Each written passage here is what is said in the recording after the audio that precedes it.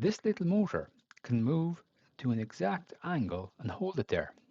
That's the difference between a servo and every motor we've used so far. By the end of this video, you'll have one sweeping on command, and we're one step closer to building this, a motion controlled entry barrier.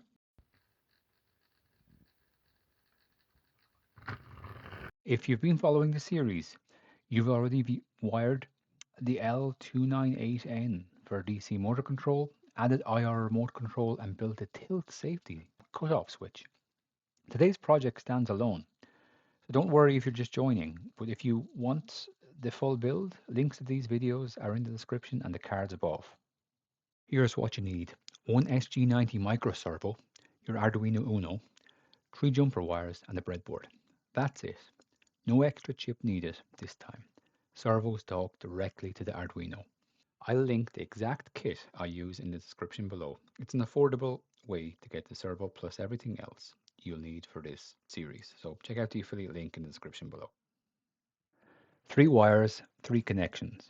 Red goes to 5 volts, brown or black goes to ground, and the signal wire, orange or yellow, goes to any PWM pin. I'm using pin 9 this time, and that's the whole circuit.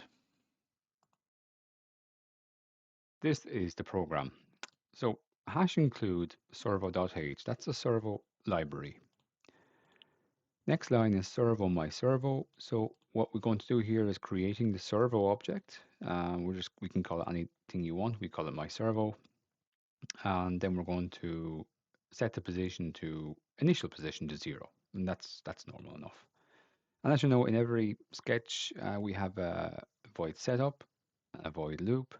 In the void setup, we declare it once. So what are we declaring? So we're declaring my servo, and we're declaring it to pin 9.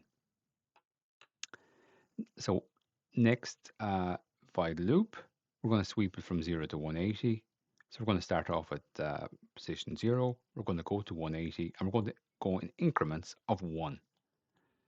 And for each increment, we're going to increase the servo position by 1 degree with a delay of 15 milliseconds. So as that is done, it'll look like a continuous movement all the way from 0 to 180 degrees. And then we're going to sweep back from 180 to 0. And for that, we're going to start off with the initial position of 180. We're going to go back to 0, and we're going to go minus 1 degree for every movement. And the same thing again, we're going to write that position and then delay 15 milliseconds. And that's the whole program. Simple enough. Now let's try to run this program. So we're going to upload it to the board. You can see my light coming on there. Here we go. So you can see it's starting off at 0, going all the way to 180, stopping, and coming back. Simple enough. So we can manipulate that whatever way we want. We can stop it at 90, we can stop it at 45, whatever we want to do. But that's the basic idea of our servo motor with a simple program. Now here's the part that actually matters. As you know, we're building our way towards having a barrier system where a car can go in and out, and we're eventually going to have a sensor that senses the car's presence, and the barrier is going to go up and back down. So for this video, we're just going to make sure that we can have the barrier going from, say, 0 to 90, basically opening and closing. So I'm going to make some modifications to the code. So I'm going to just cut out this line. I'm going to cut out the for loop. And I'm going to go position, say, 90. And then 0. And a delay. So our delay is for the car to go through. So let's give it 5 seconds. So 5,000 is 5,000 milliseconds, which is 5 seconds, of course. Okay. So let's try that. Okay, let's try that. Okay, so it's still running the previous program, but hopefully it will go on to our next. Okay, it doesn't have a title. Okay, I got an error. Oh, I know. Too many curly brackets. So I'm going to take out that.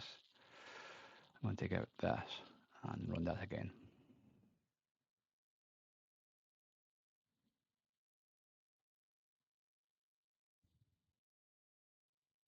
Okay, that's just compiling there.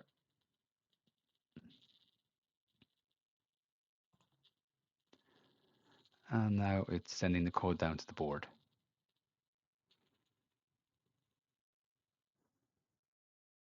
Now, here we go.